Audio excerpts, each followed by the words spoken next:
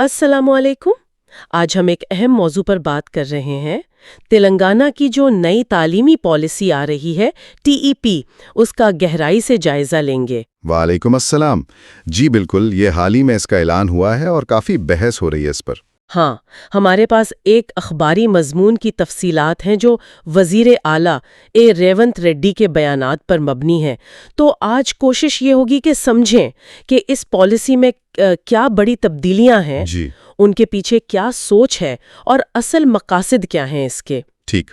ये पॉलिसी 9 दिसंबर को बाज़ाब्ता तौर पर पेश की जानी है जी हाँ, तारीख भी दे दी गई है। और वजीर आला का दावा तो काफ़ी बड़ा है। वो कह रहे हैं कि ये TEP जो है ये पूरे मुल्क के लिए एक नमूना बनेगी। बड़ा दावा है। जी, बुनियादी ख्याल ये है कि इल्म, ज़बान और अमली महारतें इन सब को जोड़ा जाए। अच्छा। ताकि तुलबा की मजमूई शख्सियत मतलब होलिस्टिक डेवलपमेंट जिसे कहते हैं जी वो हो सके। सही। तो लगता है कि स्कूल से लेके यूनिवर्सिटी तक पूरे सिस्टम में ही बड़ी तब्दीलियां होंगी। जी, ऐसा ही लग रहा है कि ये काफ़ी जामे किस्म की पॉलिसी होगी। तो देखते हैं कि इसमें क्या खास है। पहला सवाल तो यही जहन में आता है कि आखिर इतनी बड़ी तब्दीली की जरूरत क्यों पड़ी। बुनियादी सवाल। जी, वजीर आला रेवंत रेड्डी का कहना है कि जो मौजूदा तालीमी निज़ाम है ना, वो एक तरह से पुराना हो गया है। अच्छा। मतलब आज के दौर के जो चैलेंजेस हैं या मुस्तकबिल की जो ज़रूरतें हैं जी उनको ये पूरा नहीं कर पा रहा। ठीक। उन्होंने माजी का भी हवाला दिया कि पहले जैसे गुर्बत कम करने के लिए ज़मीनें बांटें, फिलाही स्कीमें चलाएं। जी हाँ, वो दौर था। हाँ, लेकिन अब ये समझा जा रहा है कि तालीम ही वो वाहिद पायदार जरिया है जो लोगों को सही मायनों में बाइख्तियार बना सकता है। बिल्कुल, तालीम की अहमियत तो मुसल्लमा है। और एक बहुत ही आप कहें तशवीशनाक पहलू जिस पर जोर दिया गया वो है नौजवानों में अमली महारतों की कमी। ओह, ये स्किल्स गैप वाला मसला। वो वाकई मतलब चौंका देने वाले हैं। रियासत में हर साल 1,10,000 से ज्यादा इंजीनियर्स निकलते हैं।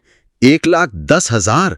ये तो बहुत बड़ी तादाद है। जी, लेकिन उनमें से आप सोचें सिर्फ 15% को ही नौकरी मिल पाती है। सिर्फ 15%? हाँ, ये तो बहुत ही कम शरह है। मतलब 85% का क्या बनता है फिर? यही तो सवाल है। और इसी खला को, इसी गैप को पुर करना TEP के अहम मकासद में से एक है। अच्छा। यानी इल्म, ज़बान और महारत तीनों को मिलाकर तुलबा की ऐसी जामे तरक्की करना कि वो अमली जिंदगी के लिए तैयार हों। ठीक है, ये मकसद तो बहुत अच्छा है। और इसी सिलसिले में वजीर आला ने हाल ही में एक मीटिंग भी की थी। माहिरीन तालीम थे, प्रोफेसर्स, VC, सीनियर अफसरान। जी, सुना था उस मीटिंग के बारे में। हाँ, ताकि पॉलिसी का मसवदा ठीक से तैयार हो सके। बिल्कुल। और ये 15% का जो हिस्सा है ना, ये वाकई मसले की संगीनी को दिखाता है। सही। और यहीं से फिर एक और अहम मामला जुड़ जाता है। वो क्या? वो है फंड्स का, पैसों का। अच्छा। वजीर आला ने खुद बताया कि तालीम के लिए सालाना बजट 21,000 करोड़ रुपए से ज्यादा है। 21,000 करोड़, ये तो बहुत बड़ी रकम है। सुनने में तो बहुत बड़ी लगती है, लेकिन असल कहानी उसके खर्च होने के तरीके में है। वो कैसे? आप यकीन करेंगी कि इस बड़ी रकम का तकरीबन 98%, 98%? जी हाँ 98%, वो सिर्फ तनख्वाहों की अदायगी पे खर्च हो जाता है। क्या बात कर रहे हैं? सिर्फ तनख्वाहें? जी, बुनियादी तौर पर तनख्वाहें हैं। इसका मतलब क्या हुआ? मतलब ये कि असल काम के लिए तो कुछ बचता ही नहीं। बिल्कुल, हर 100 रुपए में से सिर्फ 2 रुपए बचते हैं जो आप स्कूलों का इंफ्रास्ट्रक्चर बेहतर करने, कोई नई टेक्नोलॉजी लाने या तालीम का मयार बुलंद करने पर खर्च कर सकते हैं। सिर्फ 2 रुपए? ये तो बहुत बड़ी रुकावट है। अरे स्कूल अक्सर प्राइवेट इदारों से पीछे रह जाते हैं। हाँ, ये तो है। वालदैन भी फिर यही सोचते हैं ना कि चलो प्राइवेट में भेज दो, वहां नज़्म ज़ब्त भी होगा, तवज्जो भी दी जाएगी। सही। तो ये जो नई TEP है, ये कोशिश करेगी कि इस बुनियादी मालियाती मसले को और इसकी वजह से जो दूसरे मसाइल पैदा हुए हैं उनको हल किया जाए। अच्छा। क्योंकि देखें, ये जो बुनियादी ढांचे की कमी है और वसाइल का सही इस्तेमाल ना होना, ये बराह रास्त जुड़ा है इस 15% वाली शरह से। हाँ, बात तो सही है, जब सहूलियात ही नहीं होंगी। बिल्कुल। तो तुलबा को वो ट्रेनिंग कैसे मिलेगी जो आजकल की नौकरियों के लिए जरूरी है? ये 98% वाली बात तो वाकई परेशान कुन है। मतलब असल बेहतरी के लिए गुंजाइश ही बहुत कम है। जी। अच्छा, तो इस मीटिंग में जहां ये सब बातें हुई, कुछ हल भी तो सोचे गए होंगे? यकीनन हल पर भी बात हुई होगी। جی ہاں، بالکل۔ جو تجویز سامنے آئیں ان میں سب سے پہلے تو یہ تھا کہ بنیادی تعلیم کو مضبوط کیا جائے، جڑوں کو۔ اچھا، یعنی فاؤنڈیشن سے شروع کریں۔ بالکل، پری پرائمری کی سطح سے ہی کام شروع کیا جائے۔ نصاب کو اپ ڈیٹ کرنے کی بات ہوئی، ہاں، وہ تو بہت ضروری ہے۔ اور اداروں کو انتظامی طور پر مضبوط بنانا۔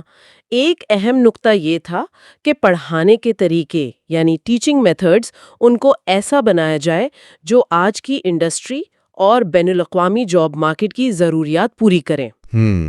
یہ بہت اہم ہے، ریلیونس۔ جی، پھر استاذہ کی بھرتی اور ان کے تبادلوں کا جو نظام ہے، ہاں، اس میں بھی کافی شکایتیں رہتی ہیں۔ بالکل، تو اس کو زیادہ شفاف اور منطقی بنانے کا منصوبہ ہے تاکہ ٹیچرز غیر ضروری پریشانیوں سے نکل کر کلاس روم پر توجہ دے سکیں۔ یہ اچھا قدم ہوگا۔ اور یونیورسٹیوں کی سطح پر، خاص طور پر جو بڑی یونیورسٹیاں ہیں، عثمانیہ، کاکتیہ، جی، وہاں وائس چانسلرز کی تقرری کا عمل مکمل کرنے پر زور دیا گیا تاکہ وہاں دوبارہ سے ایک اچھا تعلیمی اور تحقیقی ماحول بنے۔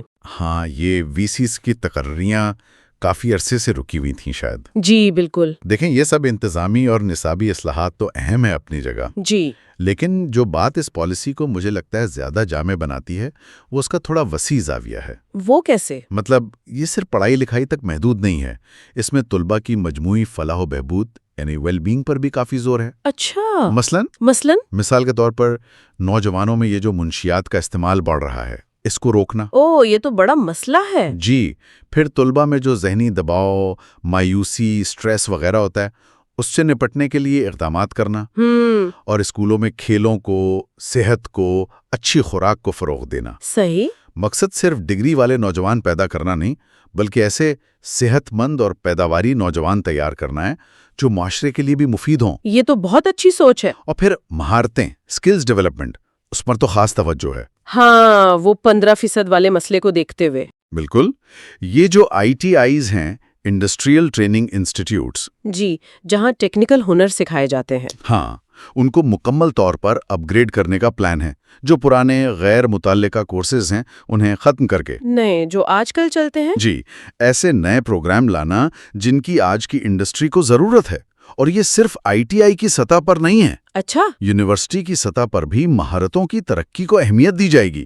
جیسے حیدرآباد یونیورسٹی کو ابھی انسٹیٹیوٹ آف ایکسلنس کا درجہ ملا ہے نا؟ جی ہاں، سنا تھا۔ تو اسی طرح اعلیٰ تعلیمی ادارے بھی مہارتوں پر توجہ مرکوز کریں۔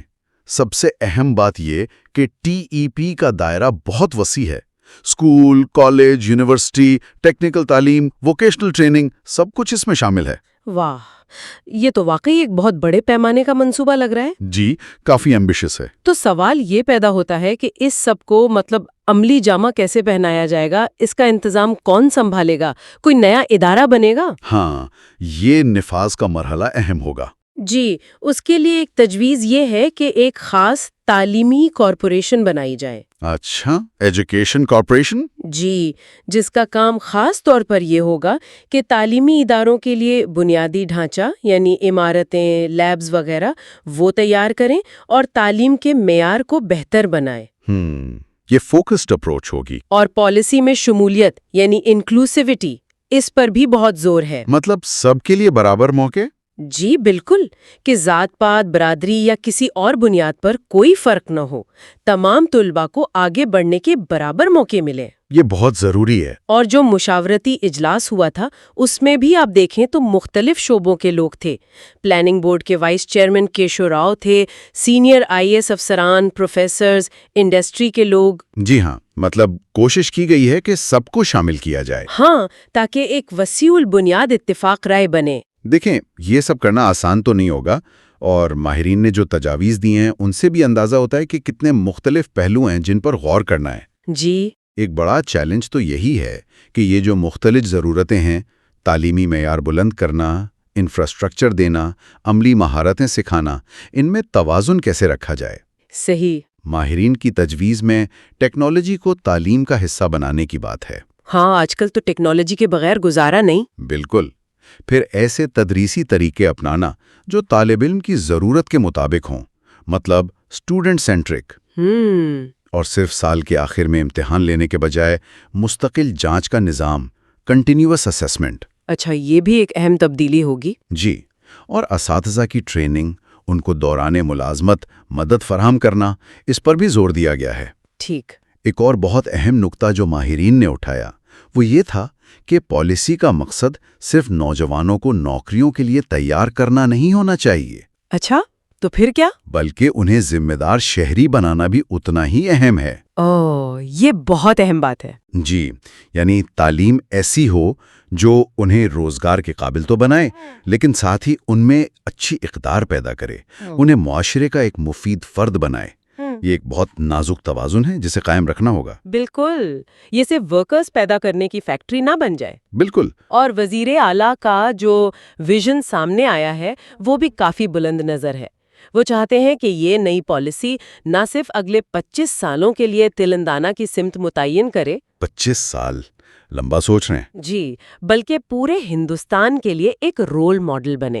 ہم انہوں نے اس بات پر بھی زور دیا کہ تعلیم کو محض ایک خرچہ نہ سمجھا جائے، بلکہ سرمایہ کاری۔ بالکل، یہ مستقبل کے لیے ایک سرمایہ کاری ہے۔ اور اسی سوچ کے تحت انہوں نے مرکز سے وزیر خزانہ نرملا سیتا رمن سے درخواست بھی کی ہے۔ کس چیز کی درخواست؟ کہ تعلیم کے لیے جو قرضے دیے جاتے ہیں ان کو FRBM ایکٹ کے دائرے سے باہر رکھا جائے۔ اچھا، یعنی وہ قانون جو حکومتی قرضوں اور خسارے کی حد مقرر کرتا ہے۔ جی ہاں، تاکہ ریاستیں تعلیم پر زیادہ خرچ کر سکیں بغیر اس حد کی فکر کیے۔ یہ تو ایک اہم پالیسی نکتہ ہے، اس سے تعلیم کی مالی معاونت کو ترجیح ملے گی۔ جی، اور آخر میں حکومت نے تمام متعلقہ لوگوں، اداروں سے اس پالیسی پر مزید تجاویز بھی مانگی ہیں۔ اچھا، یعنی ابھی بھی فیڈ بیک لیا جا رہا ہے؟ ہاں، اور یہ یقین دہانی کرائی ہے کہ وہ ریاست کے تعلیمی نظام کو مکمل طور پر بدلنے کے لیے جو بھی وسائل چاہیے ہوں گے وہ فراہم کریں گے۔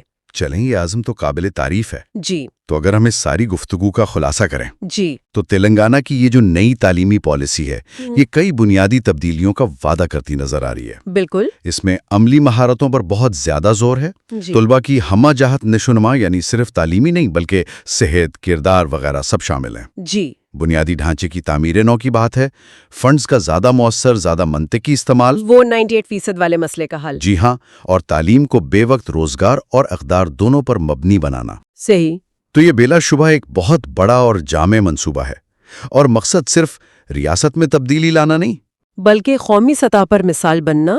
بالکل، قومی سطح پر ایک مثال قائم کرنا بھی ہے۔ اب آخر میں ایک سوال بس سوچنے کے لیے چھوڑ جاتے ہیں۔ جی ضرور۔ جس طرح روزگار سے مطابقت پیدا کرنے پر اتنا زور ہے، اور خاص طور پر وہ جو انجینئرز کی صرف 15% ملازمتوں والی بات ہے، جی وہ تشویشناک ہے۔ تو کیا اس بات کا کوئی خدشہ ہے کہ طویل مدت میں یہ توازن عملی یا پیشہ ورانہ مہارتوں کی طرف بہت زیادہ نہ جھک جائے؟ اچھا، مطلب یہ کہ اگر سارا فوکس صرف نوکری کے لیے تیار کرنے پر ہو گیا تو جو تعلیم کے وسیع تر مقاصد ہیں، جیسے تنقیدی سوچ، جی تنقیدی سوچ، تخلیقی صلاحیت، عمومی علم کی نشوونما، کہیں یہ چیزیں پسے پش نہ چلی جائیں۔ یہ ایک اہم نکتہ ہے۔ اس کے کیا غیر ارادی اثرات ہو سکتے ہیں؟ یہ ایک ایسا سوال ہے جس پر شاید پالیسی نافذ کرتے وقت غور کرنا ضروری ہوگا۔ بالکل صحیح، ایک اہم سوال ہے جس پر غور و فکر کی ضرورت ہے۔